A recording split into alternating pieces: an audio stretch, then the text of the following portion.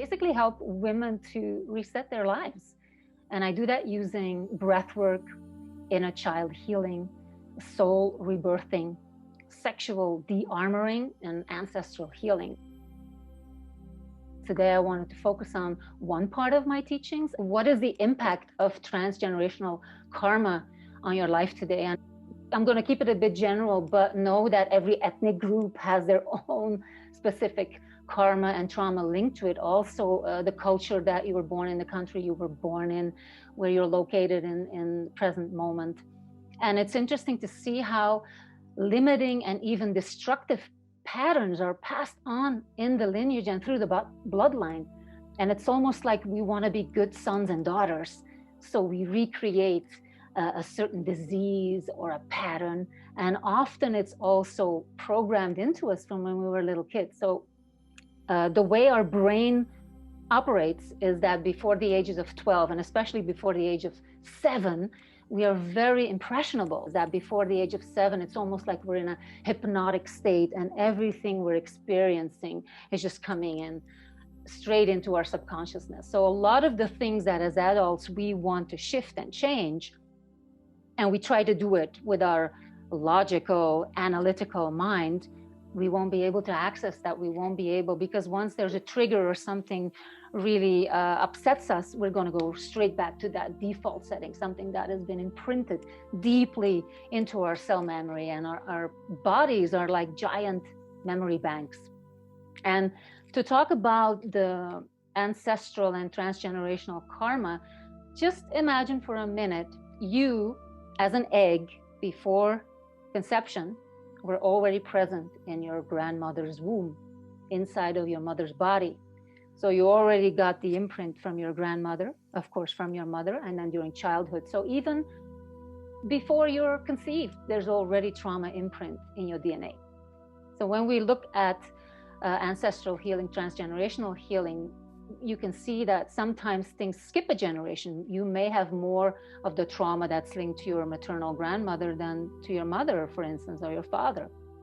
So these are just few little things to kind of activate your imagination on what could be going on a deep cell level. And often we have blockages in our life that actually don't make sense. We don't know where anxiety is coming from or where we feel unsafe. You just don't know. It's like it doesn't make sense. There's no rhyme or reason why you are dealing with anxiety or depression.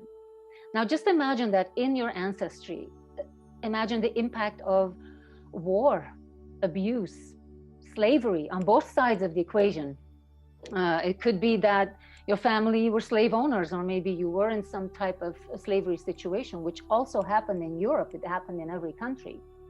I know that the United States was one of the last ones to publicly renounce and get rid of slavery, but it's still going on in certain countries where people are still in slavery. There's human trafficking. What about just looking at your ancestors, and especially because we have a group of women here, what do you think your grandmothers, great-grandmothers, your ancestors on the female lineage, were they able to fulfill their dreams? Were they able to live the life that they really wanted? So there's an aspect of that as well. Maybe it was unsafe to speak up. So all of these blockages in our communication center, because it's like, when I speak up, I can get killed, or I could get thrown out of my community. And those are all things, all that survival energy is actually, it's in your blood, and that fear and unsafety could be imprinted deeply into your DNA.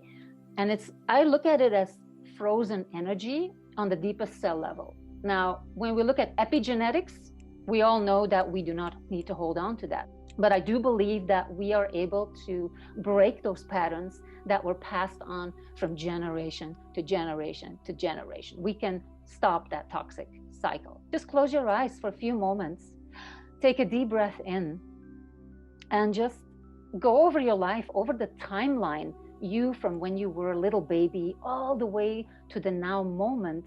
And just imagine all those moments when you didn't feel safe in a relationship, where you didn't feel safe to speak up, where there's perhaps a blockage in communication.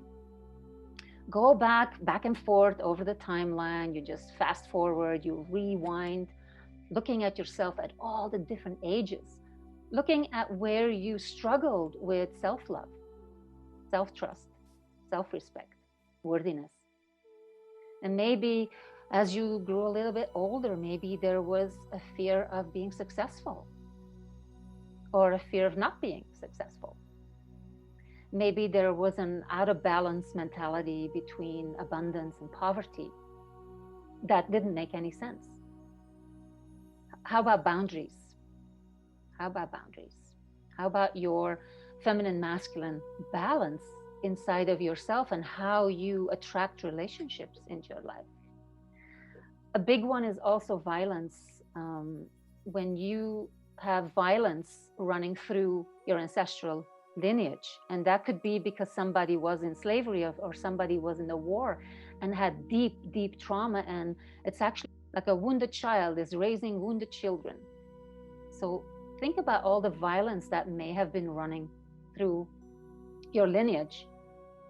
When you grow up and you get your own relationships, maybe you do not see the red flags because the red flags feel familiar to you. And other people might say, can't you see it? Why are you doing this? Why are you in a toxic relationship? But when toxic relationships are all you know, how do you recognize that it is toxic? It's because of childhood abuse or feeling unsafe as a child that you have created certain patterns, or you can see it very specifically in your mother or in your father. But maybe there's things that you're struggling with in your business, in your relationship, with your health, that don't make any sense. And that's where you could look into if there's any karmic agreements or toxic soul contracts that you have engaged in willingly or unwillingly. So when we talk about ancestral healing, a lot of the times in our spiritual practices, they will say, call in your ancestors. Well, I would want to warn you that some of the ancestors are a little bit, they need help. They're still very wounded, and I wouldn't call them in for advice necessarily. So you have to use your discernment between wounded ancestors and then those ancestors that come in as the medicine men, the medicine women, the medicine people in your lineage.